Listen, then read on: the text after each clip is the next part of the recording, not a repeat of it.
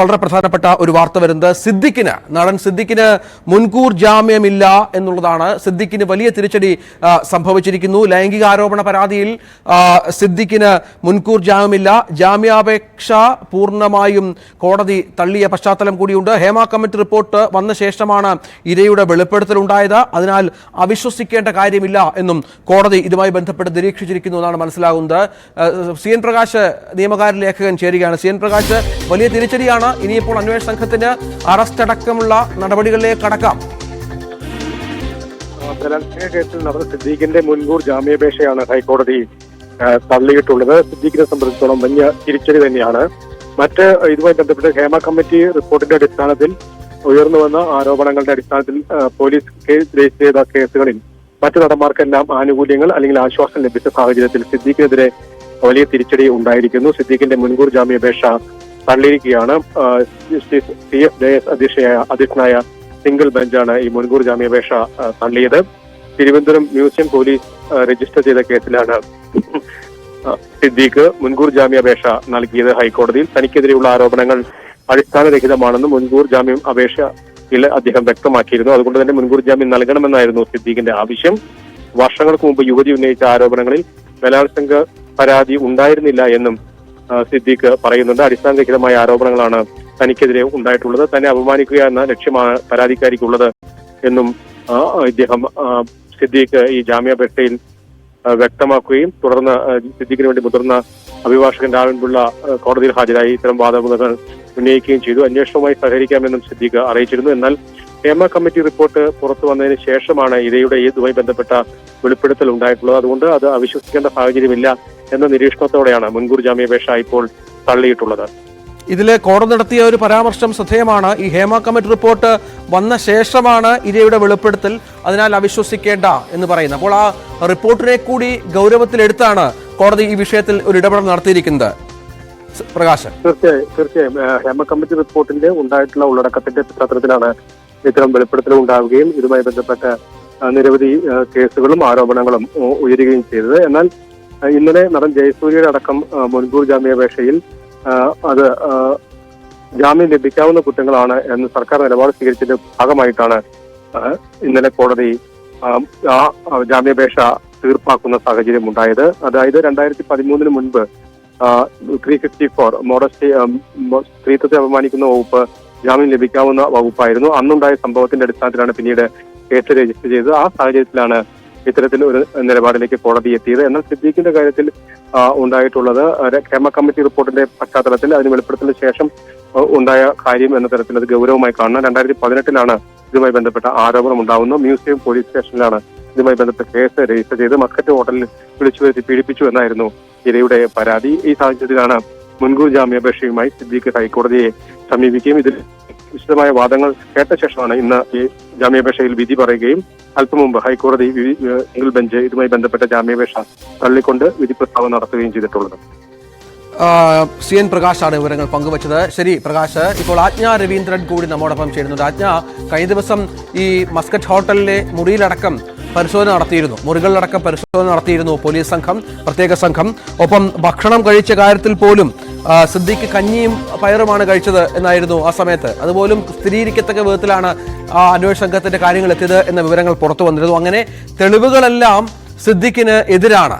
ഏതാണ്ട് നടി പറഞ്ഞ പ്രധാനപ്പെട്ട തെളിവുകൾ, ആരോപണങ്ങളൊക്കെ ശരിവെക്കുന്ന വിധത്തിലാണ് അന്വേഷണ സംഘം ഇപ്പോൾ മുന്നോട്ട് പോകുന്നത് എന്നും വ്യക്തമാകുന്നുണ്ട്. അതിന് പിന്നാലെയാണ് ഇപ്പോൾ കോടതിയുടെ കൂടി പിടി സിദ്ദീഖ് ഇല്ലാതാവുന്ന പശ്ചാത്തലം ഉണ്ടാകുന്നത്. അറസ്റ്റിലേക്ക് തന്നെ ആവില്ലേ ഇനിയിപ്പോൾ നീക്കങ്ങൾ?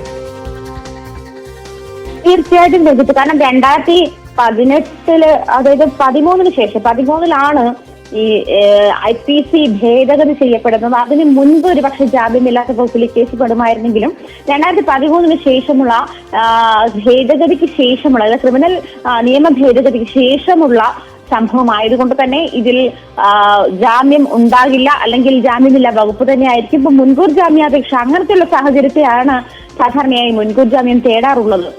ഇപ്പോൾ ശ്രീ ജോർജ് ജോസഫ് മുൻ പോലീസ് ഉദ്യോഗസ്ഥൻ ടെലിഫോണിലായിരുന്നു. ജോർജ് ജോസഫ്, ഇനിയിപ്പോൾ മുൻകൂർ ജാമ്യാപേക്ഷ ഹൈക്കോടതി തള്ളുന്നു.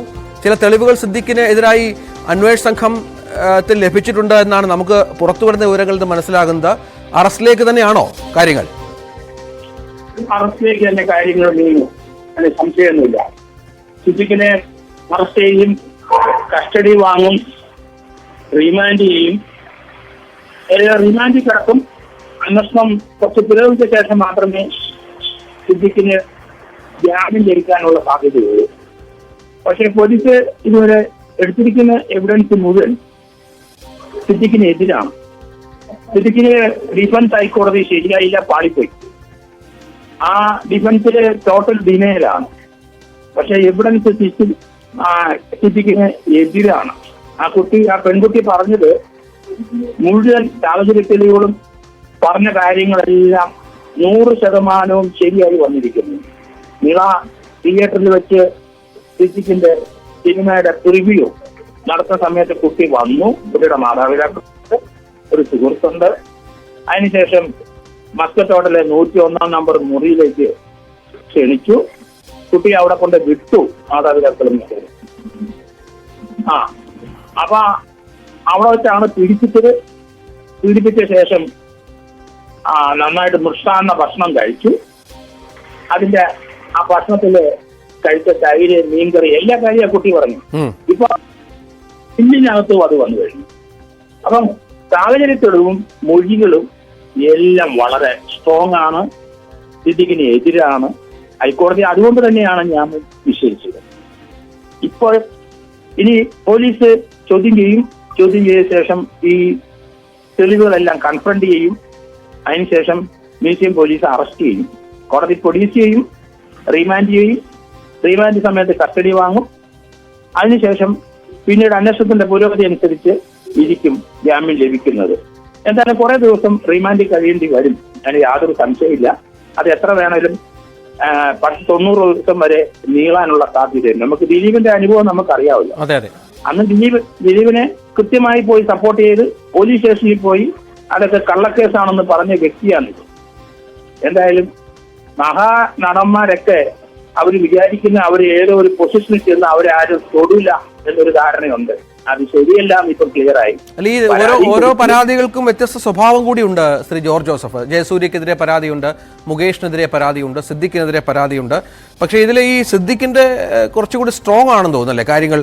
ജയസൂര്യയുടെയൊക്കെ കുറച്ചുകൂടി ഡിഫെൻഡ് ചെയ്യാനുള്ള മാർഗങ്ങളുണ്ട് എന്നാണ് മനസ്സിലാകുന്നത്. സിദ്ദിഖിൻ്റെതിൽ കൃത്യമായ എവിഡൻസ് നമുക്ക് പുറത്തു വരുന്ന വിവരം വെച്ചിട്ട് SIT കിട്ടിയിട്ടുണ്ട് എന്ന് വേണം മനസ്സിലാക്കാൻ. ഞാനങ്ങനെ കരുതുന്നില്ല. ഓരോ നടന്മാർക്കും ഇപ്പം പ്രാഥമികമായ എവിഡൻസ് ഉണ്ട്.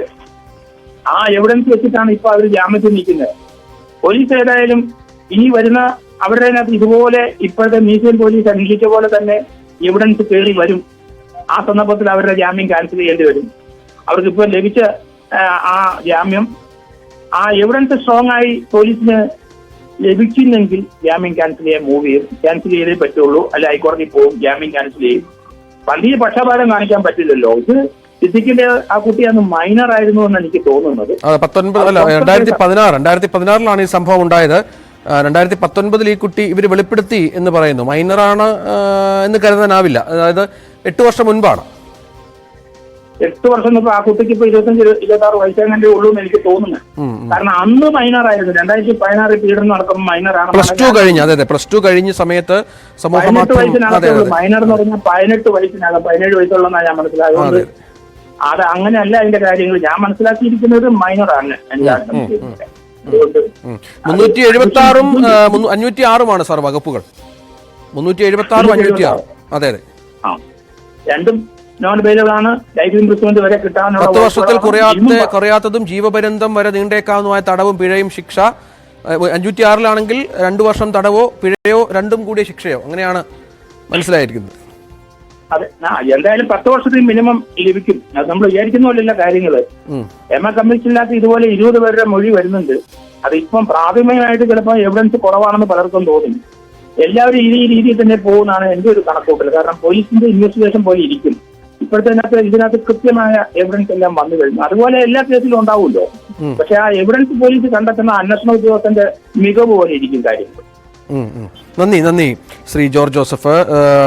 ഡാനി പോൾ കൂടി നമ്മോടൊപ്പം ചേരുന്നു. ഡാനി, സിദ്ദിഖിന് കുരുക്ക് മുറുകുകയാണ്. ഈ നേരത്തെ പറഞ്ഞാൽ മസ്കറ്റ് ഹോട്ടലിലടക്കം തെളിവെടുപ്പ് നടത്തിയിരുന്നു. ശക്തമായ തെളിവുകൾ കിട്ടിയിട്ടുണ്ട്. ഇപ്പോൾ പോലീസിന് ഇനിയിപ്പോൾ അറസ്റ്റ് അടക്കമുള്ള നടപടികളിലേക്ക് കടക്കാം. ഒരുപക്ഷേ ഹേമ കമ്മിറ്റി റിപ്പോർട്ട് പുറത്തു വന്നതിന് ശേഷമുള്ള ആദ്യ അറസ്റ്റിലേക്ക് സിദ്ദിഖ് എത്തിയേക്കും എന്നും കരുതണം.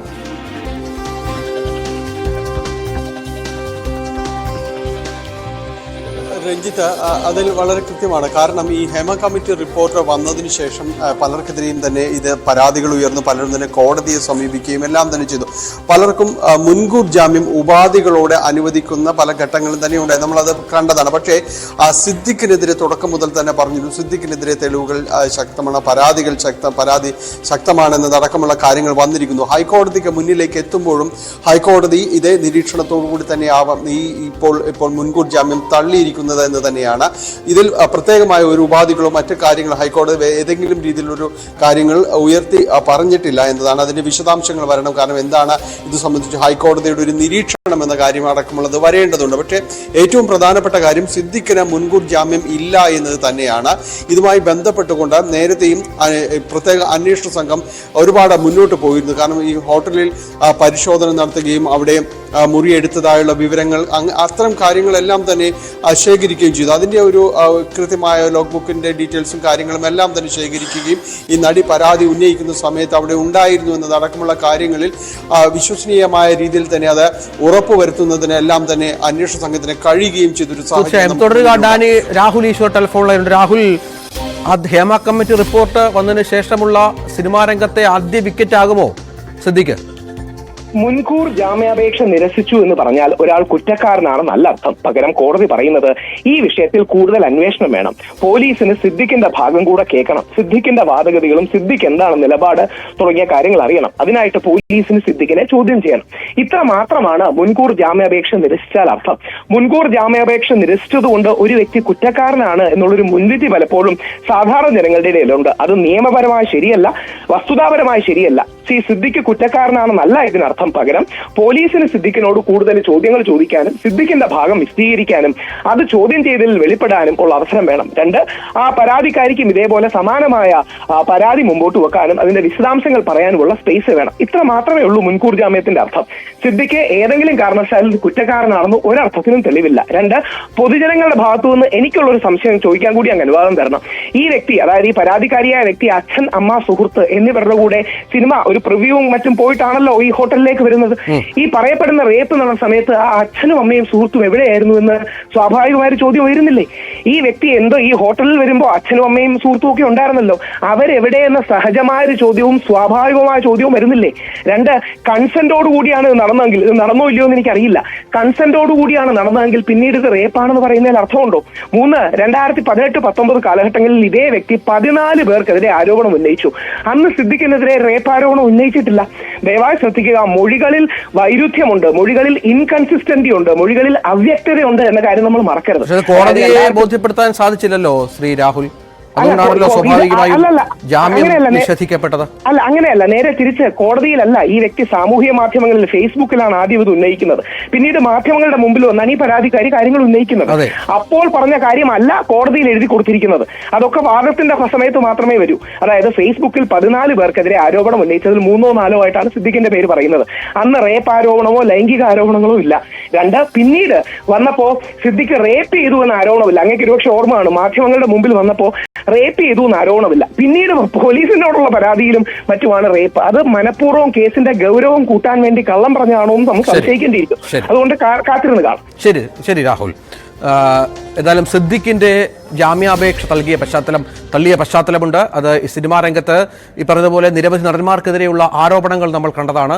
ഇതിന് പിന്നാലെയാണ് ഇത്ര വലിയ ഒരു ആരോപണത്തിന്റെ പേരിൽ കോടതി പോലും സിദ്ദിഖിന് പിന്തുണ നൽകാതെ ജാമ്യാപേക്ഷ തള്ളി വന്നിരിക്കുന്നത്. ഇനി നിയമത്തിന്റെ കൂടുതൽ നടപടികളിലേക്ക് സിദ്ദിഖിന് കടക്കേണ്ടി വരും.